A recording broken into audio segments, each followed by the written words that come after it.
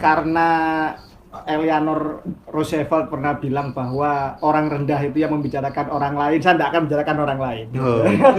Rendah kan orang-orang biasa itu membicarakan peristiwa, dan saya nggak akan membicarakan peristiwa lagi. sudah cukup. Orang besar adalah membicarakan ide dan gagasan. Jadi begini, maksud saya seperti ini. Besar ini.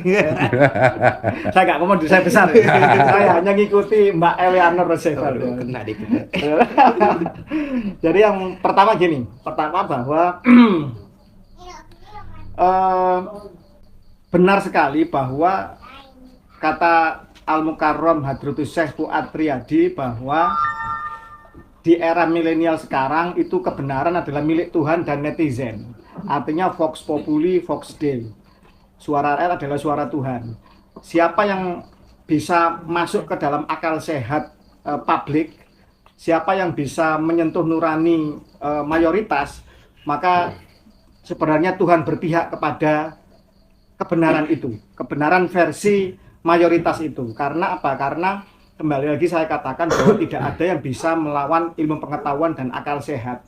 Seberapapun mereka melakukan narasi, melakukan penyesatan, melakukan pembodohan, apabila melawan akal sehat dan ilmu pengetahuan pasti akan tumbang. Siapapun itu, walaupun dia pakai surban, walaupun dia jenggotnya panjang, walaupun dia jadi one team press, ya kan, walaupun dia jadi jenderal atau siapapun, dia akan habis oleh sejarah dan akan menjadi sampah bagi peradaban. Itu yang pertama.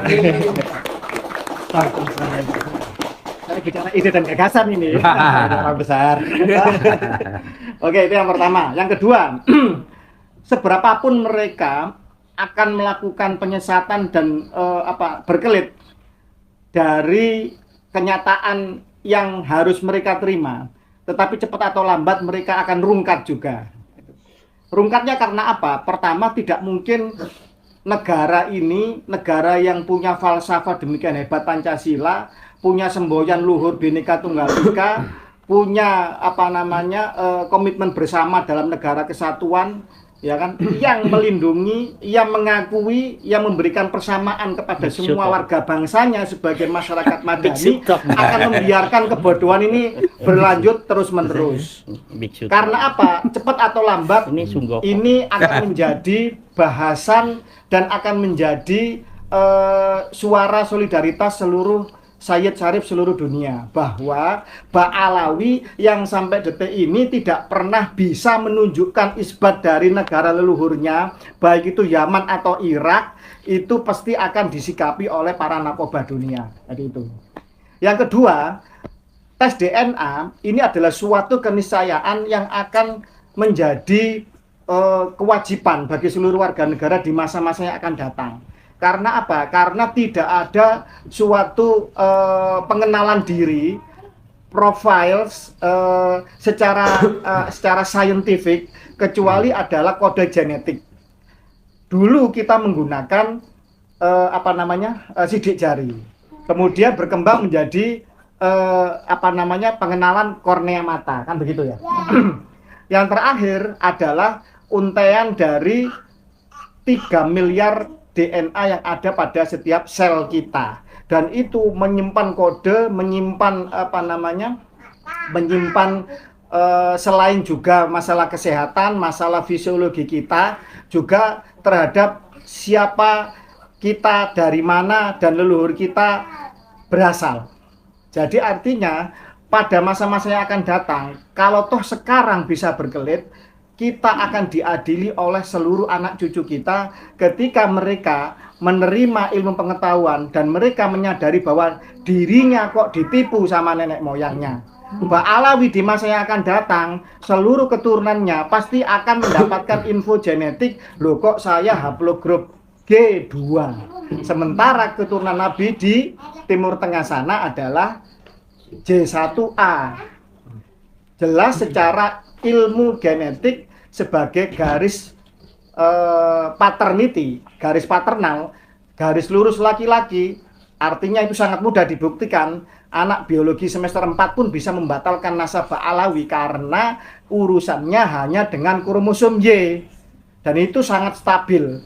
Jutaan tahun, bahwa mungkin semiliar tahun nanti belum tentu akan berubah total. Nah, Artinya dari situ maka setelah dibuktikan nanti di masa depan semua akan sadar bahwa dirinya itu sebenarnya keturunan dari siapa, ras mana. Kalau sekarang pun berkelit percuma, daripada nanti diadili sama anak cucu sebagai kita leluhurnya sebagai leluhur pembohong. Betul. Gitu. Kalau anak cucu kita mungkin akan mengadili kita sebagai pembohong, tapi ada yang masih membela aja. Udah ketahuan tapi tetap membela. Itu keterlaluan itu. Buddha. Mentalitas Buddha itu adalah ketika makam leluhurnya itu dikencingi oleh orang lain, tetapi yang mengencingi itu malah kita puja-puja sebagai sebagai orang yang berjasa kepada kita atau orang luhur. Ini suatu akal waras dan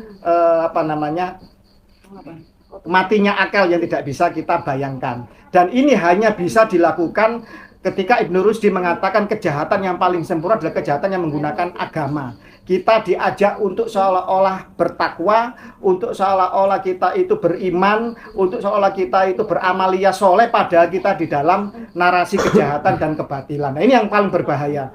Maka narasi dengan menggunakan agama ini harus dilawan dengan narasi agama juga. Maka butuh orang agamawan, kiai-kiai, ulama-ulama yang masih punya hati nurani untuk tampil dan bersuara. Jangan takut kualat. Kualat itu kalau kita ukukul walidain, kalau kita itu mensyirik pada Tuhan, kalau kita itu melawan Nabi Muhammad. Tetapi di luar itu tidak ada yang maksum. Itu kita harus sadar. Guru kita pun tidak maksum. Kalau salah pun tidak apa-apa dikritik. Orang tua kita pun kalau salah dikritik dengan cara yang beradab. Jadi akal sehat ini adalah perintah dari Al-Quran. Kalau kita tidak mau berakal sehat, sama patut dipertanyakan, kita beriman tidak, ya kan, kepada Al-Quran, kepada wahyu dan firman Tuhan. Mari para ulama-ulama semua, terutama PBNU, jangan hanya bermain politik, jangan hanya mencari kedudukan, jangan bermain aman di dalam pilpres. Ini tanggung jawab Anda sebagai pemimpin. Gimana nanti muka Anda ketika nanti Anda berhadapan dengan Mbah Hasyim Asy'ari, dengan Syekhona Khalil Bangkalan nanti di akhirat kelak. Ketika Anda tidak mau bersuara lantang untuk meluruskan kebenaran ini. Padahal secara bukti, secara data apapun, sejarah, kajian NASA, pustaka, genetika telah jelas bahwa bangsa kita ditipu oleh penjajah dengan menggunakan narasi-narasi yang sesat, menggunakan klaim dzurriyyah Nabi Indan. Ini harus segera diakhiri. Jadi ide dan gagasan ini adalah satu, bahwa nakib internasional pasti akan kita datangkan, pasti akan datang ke Indonesia dan pasti mereka peduli karena keluarga besarnya di Nusantara sedang teraniaya dan di framing dengan sesat. Mereka yang palsu tapi menuduh yang asli sebagai yang palsu. Itu yang pertama. Yang kedua, pasti kita akan melakukan dan mengajak semua pihak untuk berpikir dan bernarasi benar, menggunakan cara-cara dan metodologi yang benar, terutama dengan masalah kajian genetika. Dan insya Allah keluarga besar Wali Songo dan Kesultanan Nusantara sedang menggalang untuk semua pihak untuk berduyun-duyun tes DNA. Dari situ nanti tidak penting sebenarnya. Kami dari Bani Wali Songo dan Kesultanan Nusantara tidak peduli cucu Nabi atau tidak. Bagi kami tidak penting. Kami keturunan lurus laki-laki atau tidak, itu juga tidak penting. Tetapi bagaimana dari kajian genetik itu bisa menjelaskan semua pihak, bisa menjelaskan secara ilmiah tentang pemetaan genetik keluarga di Nusantara. Dan ini penting karena juga nanti ini akan menjadi database kemanusiaan, database kesehatan, dan database tentang keluarga di Nusantara. Syukur-syukur masih ada yang benar-benar cucu Nabi. Kalau enggak pun tidak penting. Karena apa? Kita sepakat bahwa ilmu dan amal adalah lebih baik daripada nasab tetapi tidak diiringi dengan ilmu dan amal yang benar. Yang ini penyesatan dan ini adalah suatu kejahatan. Apalagi menggunakan, mencantolkan diri kepada Nabi Muhammad SAW, dan itu salah dan itu batil.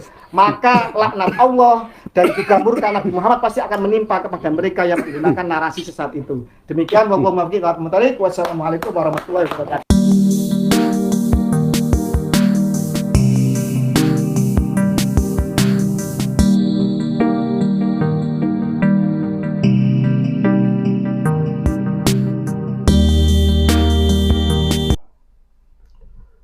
Assalamualaikum warahmatullahi wabarakatuh. Alhamdulillah alladzi arsala rasulahu bil huda wa dinil haqq liyudhhirahu 'ala dini kullih. Asyhadu an la ilaha illallah wahdahu la syarikalah wa asyhadu anna sayyidina Muhammadan abduhu wa rasuluh la nabiyya ba'dah. Wassalatu wassalamu ala Rasulillah Muhammad ibn Abdillah amma ba'dah. Saudara-saudaraku sebangsa setanah air yang kami cintai, yang kami muliakan, dimanapun Anda berada, berjumpa kembali dengan kami channel Bejo Donya Akhirat. Sak bejo bejane wong kang lali, isih luwih bejo wong kang eling lan waspada. Tetap NKRI harga mati. Apa yang disampaikan oleh Gus Fakih tadi di cuplikan video, kami memberikan apresiasi yang sangat luar biasa. Intinya apa? Ilmu pengetahuan itu tidak bisa dikalahkan. Ilmu pengetahuan adalah sesuatu yang sangat luar biasa.